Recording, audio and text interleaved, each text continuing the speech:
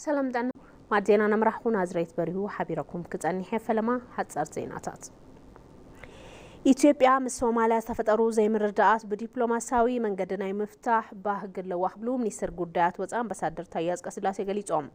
ፖሊሲ ርክብ ወፃኢ ኢትዮጵያ ማእኸሉ ምስ ጎረባብትና ዘለዋ ሰናይ ርክብ ይኽብሉ እቶም ሚኒስትር ገሊጾም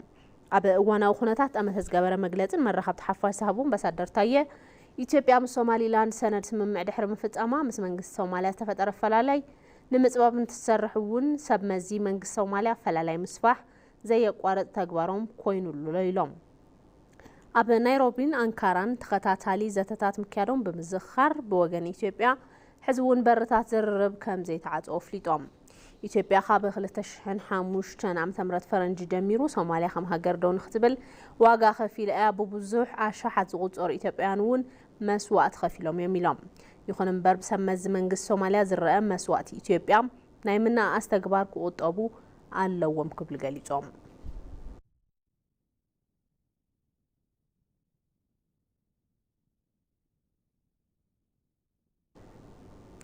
مبل سلسان سلستن هاجر لخا قبائي تمرتي لوم معلتي أبادي سابا مكياد جميرهم اتو قبائي فسحاون رئيس اللوان تمرتي نخلو بزبل مريحة السابي ونات سالت أزركب منستر تمرتي بروفيسور برهانو نقاب تقوان كمزبلوو أب عودة تمرتي زقبار نايم محاش راح تترخيرو كم زقط الجليجوم استجبر محاش عوت نمجبار نعودة تمرتي والسن تبزخون قدات مسرح خمس زقبات زاريبوم أب عودي تعودي نخعوت أب 4 مسارات أو قدات مالتونا بتريت فتحونا حلاف الناس سمع ولدو أب مفراين ستورا دسرارها أب مدنفع عن بتخرات مسرح خمس زقبات جنزيبوم أفتات با زفرت مرت خلتشن 10 شهور عام تمرت قند أنفتات تخرات المخلة تشحن 10 عام تمرتن أبى ريفورم عودة مرتن تخرات بمقبارة بتمرخ ذات 5 جبر تجليجوم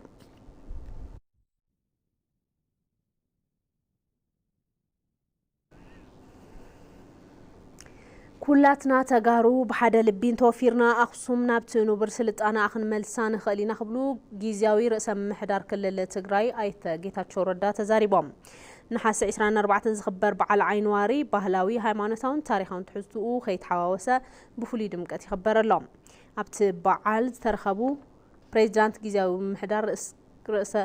رسم محدار كل تجراي تجيتات شوردا كلاتنا تجارو بحدا لبين توفيرنا أخصم نبتنو برسلت أنا كن ملسان خلينا يلوم زين مقبار دما خلو تقراوي عرس حاتيتو بحدا لبي ناب تقبار كوفر صويعم أخصم عن قطع برهان سلت أنا عالمي أزبلو أي تقيثاتشو كمتي دك عينواري أبي وداس أن عينواري كي تسبر زبلوم كي تسبر استركبنا يا أخصم نابزنا برتوت أفح سلت أنا المملاس كلهم أفعالياتنا بسلامون سلت أنا نجباب كن فتحهم يقبايلهم في بيرو باهلن توريزم من تجزيهم محدار دكتور أصبها قبرز جابهر بقدام كله تجراي سلام دحنة هزب تجراي كحلو بشمدق عينواري أو عتاريبام عينواري كابست فلالي ورداتات ما خلاي زواز مز أجوراز وحوسو دق أنستوخة ما أخصم دمي غنزو علالون باهلن زعق والون بعال كم تخونه دم ما يفلت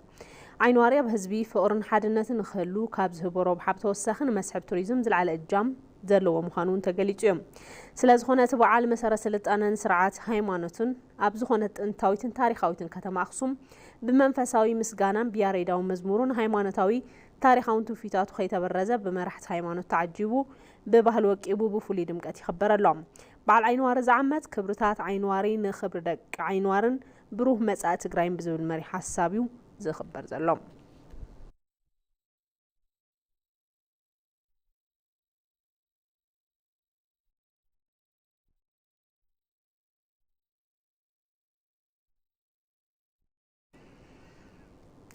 لعلوت أمرار حام منستر حرشاب كل العفار ورداد دوبتي حملوا أسر ومان بيروم أبتمرها قبل دكتور قرما أمنت حوسو قالوت منستر ديتاتات دايركتراتن سرحتنياتاتن تساتفهم يوم بمعارك مكتر رئيسة محدار أتحابار كلاستر قطوا اتخلل الله تعالي محمدن قالوت أمرار حان سرحتنياتاتن بيرو حرشات خلل كم استساتفو قابل مرخب حفاش كل العفار زرخبني حابري تايرد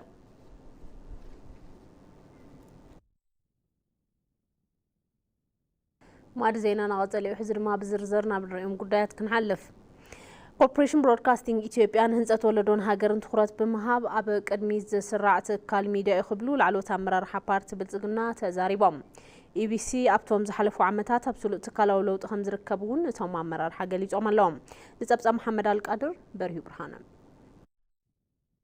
ኮርፖሬሽን ብሮድካስቲንግ ኢትዮጵያ ትካላዊ ምምሕያሻት ካብ ዝተፈጸመሎም ትካላት ሓደ እዩ እቲ ትካል ኣብ ህንጸት ሃገር ናይ ባዕሉ ኣበርክቶ ንኽህልዎ ብዘኽእል መልክዑ ከም ዝተሃነጸ ኣብ ኮርፖሬሽን ብሮድካስቲንግ ኢትዮጵያ ዑደት ዝነበሮም ኣመራርሓ ፓርቲ ብልጽግና ይዛረቡ ኢቢሲ ባለፉት 2-3 ዓመታት በጣም ፈጣን በሆነ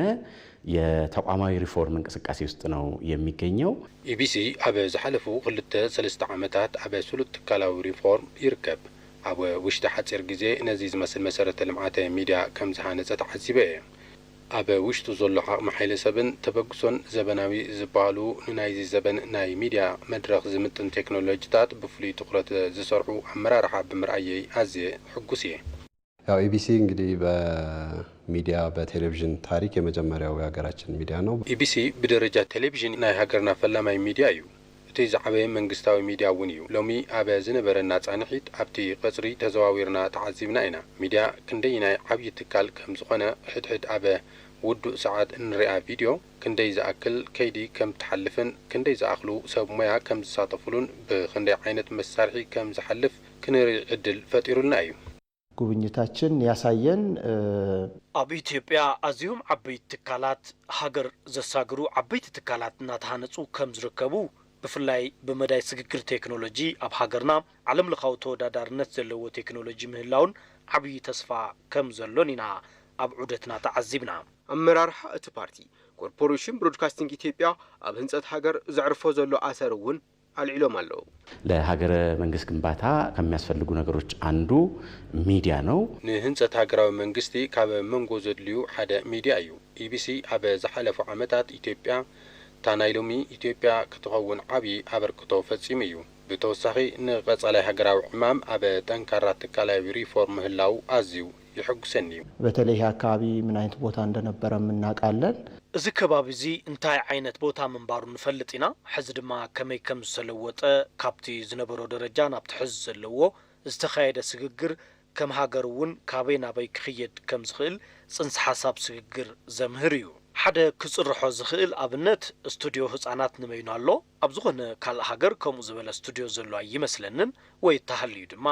ኣብ ውሑዳት ሃገራት እዩ ክህሉ ዝኽእል ኮርፖሬሽን ብሮድካስቲንግ ኢትዮጵያ ሕዚ ዝርከበሉ ትካላዊ ህንጸት ካልኦት ትካላት ተሞክሮ ዝወስዳሉ ምዃኑውን ላዕሎት ኣመራርሓ ፓርቲ ብልጽግና ወሲኾም ገሊጾም እዮም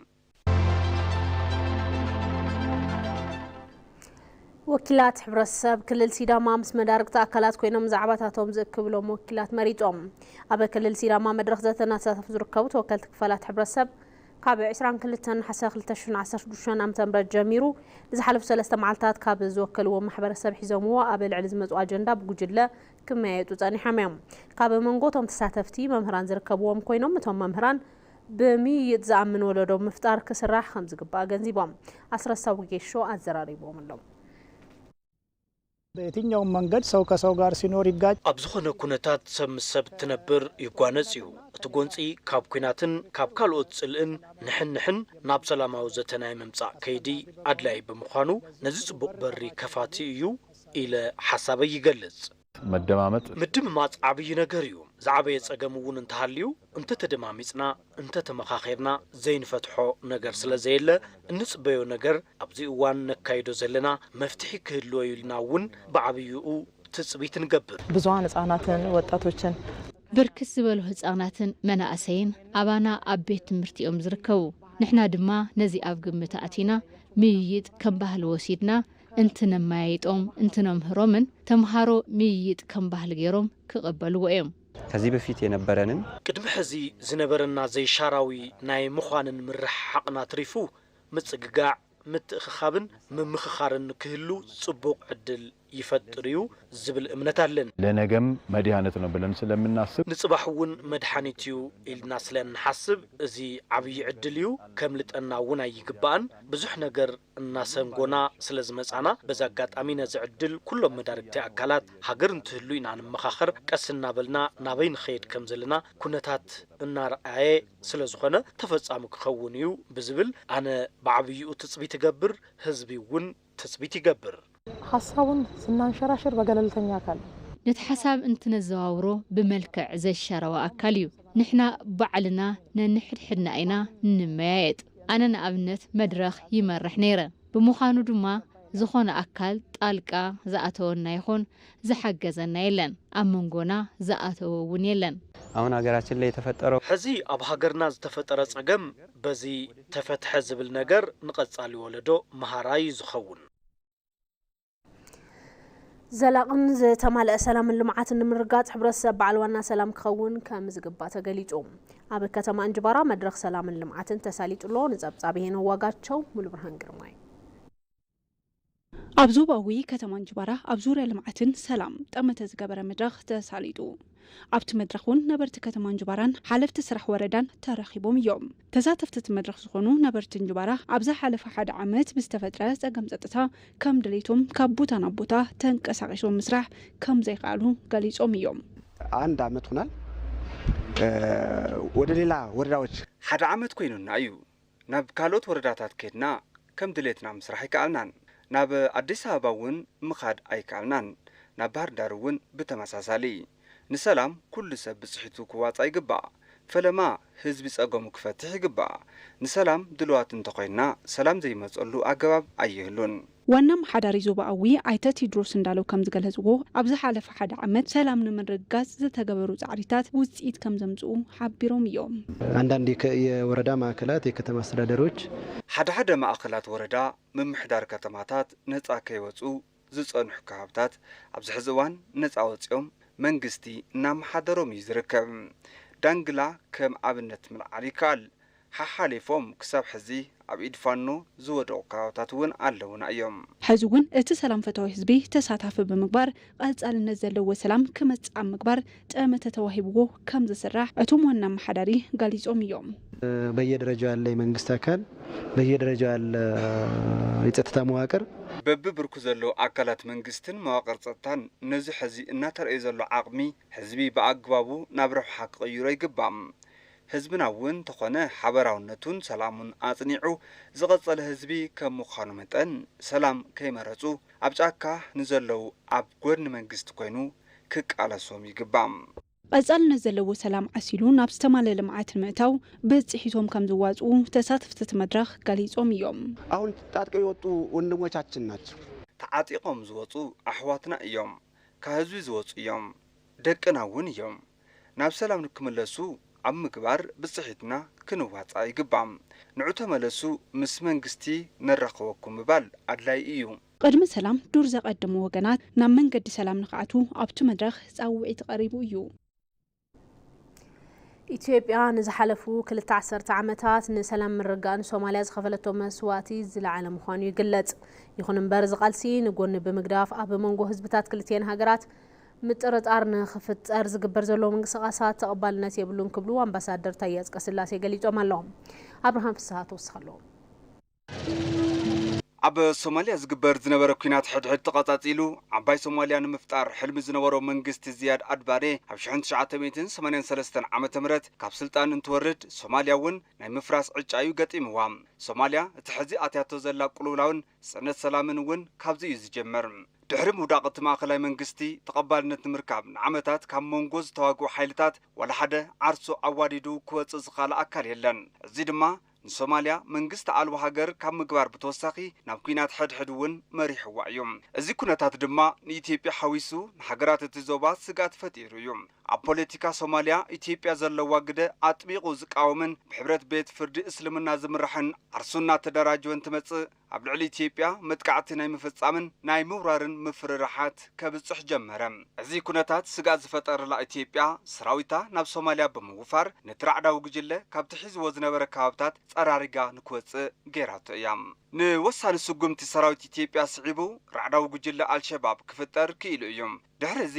ልኡኽ መኽበሪ ሰላም ሕብረት አፍሪካ ኣብ ሶማልያ ወይ እውን አሚሶም ብምጥያሽ ሓይሉ ናብ ሶማልያ አዋፈረ ሰራዊት ምክልኻል ኢትዮጵያ እውን ኣብ ትሕቲ አሚሶም ኮይኑ ንራዕዳዊ ጉጅለ አልሸባብ ንምድምሳስ ዓብዪ አስተዋጽኦ አበርኪቱ እዩ ሕብረት አፍሪካ ስግግር መንግስቲ ሶማልያ ንምጥንኻርን ሶማልያ ንምርግጋዕን ዓቃቢ ሰላም ናብታ ሃገር እንትዋፈር ብውድብ ሕብራት መንግስታት ተቐባልነት ረኺቡ ነይሩ እዩ ኣብቲ ከባቢ ዝለዓለ ጽዕንቶ ዝነበራ ኢትዮጵያ ቀንዲ ተዋሳኢት ብምዃን ንመንግስቲ ሶማልያ ኮነ ኣብታ ሃገር አንጻራዊ ሰላም ንክሰፍን ዝለዓለ ግደ አበርኪታ እያ ኢትዮጵያ በዚ ሰናይ ተግባራ ካብ ሶማልያ ሓሊፉ ብብርኪ ዓለም ዝለዓለ አድናቆት ረኺባ እያ መግለጺ ሉዓላውነትን ክብርን ዝኾነ ጀግና ሰራዊት ምክልኻል ሃገር እውን ንህልውና ሶማልያ ክብል ዓርሱ ንሞት ኣሕሊፉ እናሃበ ንዝሓለፉ 2 ዓመታት ዓለም ዘይርስዖ ድሙቕ ታሪኽ ክጽሕፍ ክኢሉ እዩ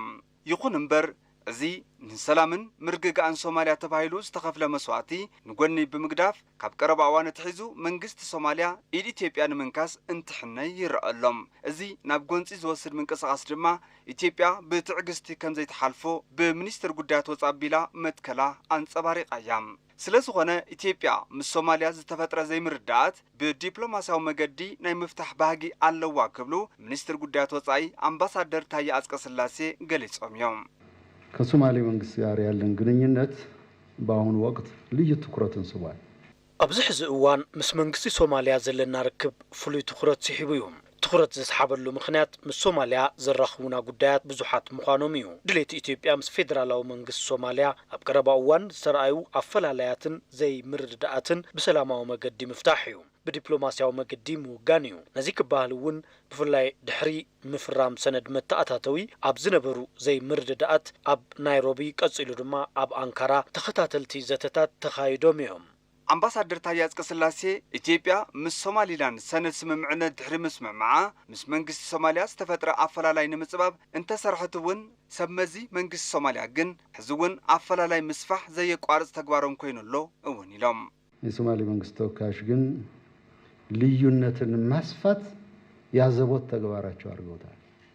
ተወከልቲ መንግስቲ ሶማልያ ኣፈላላይ ምስፋሕ መዓልታዊ ተግባሮም ገይሮም ወዮም እዚ ፖለቲካዊ አካይዳ ሓደ ነገር ኮይኑ ኢትዮጵያ ከም ሃገር ካብ 2005 ዓመተ ምህረት ፈረንጂ ጀሚራ ሶማልያ ከም ሃገር ጠጠው ክትብል ብዙሕ መስዋዕቲ ከፊላ እያ እዚ መስዋዕትና ምንኣስ ግቡእ ኣይኮነን ብምዃኑ ድማ ናብ ሰላም ዝግበር ጻዕሪ ክምለሱን ብሓባር ኮይንና ንገብሮ ዝነበርና ቃልሲ ጸረ ራዕዳውያን ኣጠናኺርና ክንቕጽል ይግባእ ዜና ዕረፍቲ ፕሮፌሰር እንድራስ ሸቴ ሕክምናዊ ረድኤት ክግበረሎም ድሕሪ ምጽናሕ ብዝሓደሮም ሕማም ብሞት ከም ዝተፈልዩ ዩኒቨርሲቲ አዲስ አበባ ኣፍሊጦም ፍስሐ መብራህቱ ዝርዝር ኣለዎ ነበር ፕሬዚደንት ዩኒቨርሲቲ አዲስ አበባን ፍሉይ አማኻሪ ቀዳማይ ሚኒስተር መለስ ዜናዊ ዝነበሩ ፕሮፌሰር እንድራስ ሸቴ 23 ነሓሰ 2016 ዓመተ ምህረት ምዕራፎም ተሓቢሩ ፕሮፌሰር እንድራስ ሕክምናዊ ረድኤት ክግበረሎም ምስ ቀነ ብዝሓደሮም ሕማም ብሞት ከም ዝተፈለዩ ዩኒቨርሲቲ አዲስ አበባ ኣፍሊጡ እዩ ካብቶም ኣብ ምንቅስቃስ ተምሃሮ ኢትዮጵያ ዕዙዝ ተራ ዝተጻወቱ ሓደ ከም ዝኾኑ ዝንገረሎም ፕሮፌሰር እንድራስ ኣብ ዩኒቨርሲቲ አዲስ አበባን ኣብ ዝተፈላለዩ ዩኒቨርሲታት ዓለም ትምህርቲ ፍልስፍና ፖለቲካ ኣምሂሮም እዮም ፕሮፌሰር እንድራስ ክሳብ ካልኣይ ብርኪ ቤት ትምህርቲ ኣብ አዲስ አበባ ተኸታቲሎም እዮም ድሕሪኡ ናብ ኣሜሪካ ብምምራሕ ኣብ ኮሌጅ ዊልያምስን ዩኒቨርሲቲልን ፍልስፍና ኣጽኒዖም መምህርን ተመራመርን ፕሮፌሰር እንድራስ ብዛዕባ ገዛእ ርእሶም ብዙሕ ዘይዛረቡ ምንባሮም እውን ህይወት ታሪኮም የዘንቱ ሓደ ግዜ ቃለ ምሕትት ኣብ ዝገብሩሉ እዋን ምስ ወለዶም ኣኮኦምን ስድራ ፕሮፌሰር ሪቻርድ ፓንክረስን ከም ዝዓበዩ እውን ተዛሪቦም ምንባሮም ዝዝከር እዩ የፓንክረስት ቤተሰብ ጋር ከልጅነት ጀምሮ ገና ልጆች ሳይኖራቸው ብዙ ጊዜ እነሱ ጋር ማጠፋ ስለነበር እነሱንም እንደ ወላጅ ነው ማያቸው ካብ ዩኒቨርሲቲ ዶክተር ዲግሪ ዝረኸቡ ፕሮፌሰር እንድራስ ናብ ዩኒቨርሲቲ አዲስ አበባ ተመሊሶም ከም መምህር ድሓር ድማ ከም ፕሬዚደንት እቲ ዩኒቨርሲቲ ኮይኖም ኣገልጊሎም እዮም ፕሮፌሰር እንድራስ ኣብ ዩኒቨርሲቲ ብራውን USLA በርክሊን ፔንሲልቫኒያ እውን መምህር ኮይኖም ዘገልገሉ ኣብ ቦምበር ሰብኣዊ መሰላት ሰላምን ዲሞክራሲን ዩኔስኮ ኮይኖም ምስርሖም ህይወት ታሪኾም የዘንቱ ፌደራላዊ ሕገ መንግስቲ ኢትዮጵያ ክንደፍ ከሎ ኣባል ኮሚሽን ምርቃቅ ሕገ መንግስቲ ኮይኖም ዘገልገሉ ፕሮፌሰር እንድራስ ኣብ ማዕርነት ህዝብታት ሃይማኖትን ጾታን ጽኑዕ እምነት ከም ዝነበሮም ህይወት ታሪኮም ይዛረብ ካብ ፕሬዚደንት ዩኒቨርሲቲ አዲስ አበባ ድሕሪ ምውራዶም ፍሉይ አማኻሪ ነበር ቀዳማይ ሚኒስተር መለስ ዜናዊ ኮይኖም ሰሪሖም እዮም። እቶም ፕሮፌሰር ካብ ምምሃር ሓሊፎም ኣብ ሞራላውን ፖለቲካውን ፍልስፍናታትን ስነ ምግባርን ዘተኮረ ሓያሎም መጽናዕታዊ ጽሑፋት እውን ሓቲሞም እዮም። ካብ ኣዶኦም መንበረ ገብረ ማርያምን ካብ ኣቦኦም እሸቴ ተሰማን ዝተወለዱ ፕሮፌሰር እንድሪያስ ኣቦ ሓደ ውላድ ኮይኖም ንኻልኦት ክልተ ደቂ እውን ከም ኣቦ ኮይኖም ከም ዘዕበዩ ህይወት ታሪኾም የረድእ።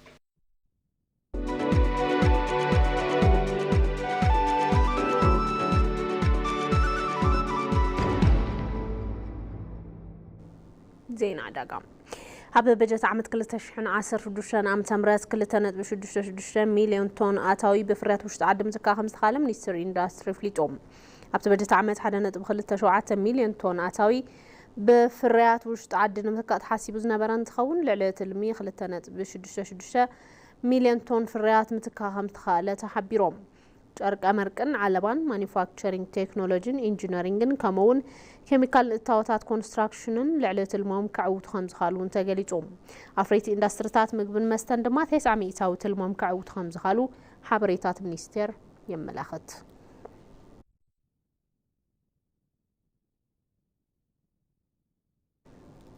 ብኣፍሪካን ሰብ ሃፍቲ ዝምርሑ ማእኸላት መፍረይ ኣህጉራዊ ምትእስሳር ዘዕብዩ ከም ዝኾኑ ዋና ጸሓፊ ሰክሬታርያት ኣህጉራዊ ናጻ ዞባ ንግዲ ኣፍሪካ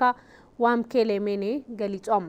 ዋምኬሌሜኔን ልኡኾምን ምስ ሚኒስትር ንግድን ዞባ ምትእስሳርን ዶክተር ካሳሁን ጎፌ ብምዃን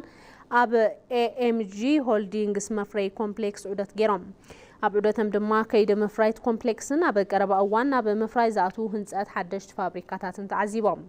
እቶም ህንፀታት ንኢትዮጵያ ማእኸል ማኒፋክቸሪንግ ኣፍሪካ ንምግባር ዝተጀመረ ስራሕ ናብ ሓደ ዝለዓለ ብራኸ ምብፅሑ ዘርኢ ከም ዝኾነ ከም ዝተገንዘቡ ዶክተር ካሳሁን ጎፌ ተዛሪቦም። ዋምኬሌሜኔ ብግድኦም መሰል ብሰብ ሃፍቲ ኣፍሪካን ዝምርሑ ማእኸላት መፍረይ ሕድሕዳዊ ምትእስሳር ንግዲ ኣህጉር ከቀላጥፉ ከም ዝኽእሉ ኣመላኺቶም።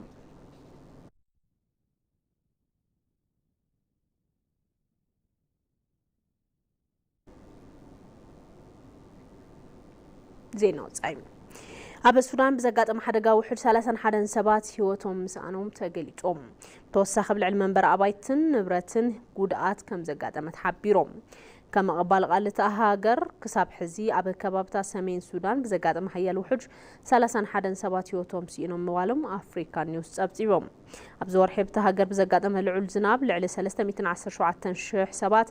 ኣሉታዊ ጽዕንቶ ከም ዘስዓበሎም ተገሊጹ።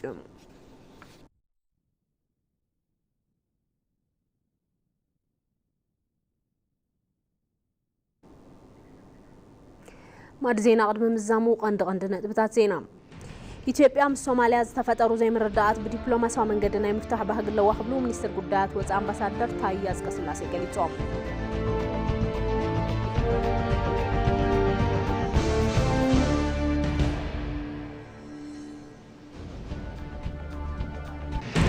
ኮርፖሬሽን ብሮድካስቲንግ ኢትዮጵያን ህንፀት ወለዶን ሃገርን ትኩረት ብምሃብ ኣብ ቅድሚ ስርዓት ትካል ሚድያ ይኽብሉ ላዕለዎት ኣመራርሓ ፓርቲ ብልጽግና ተዛሪቦም።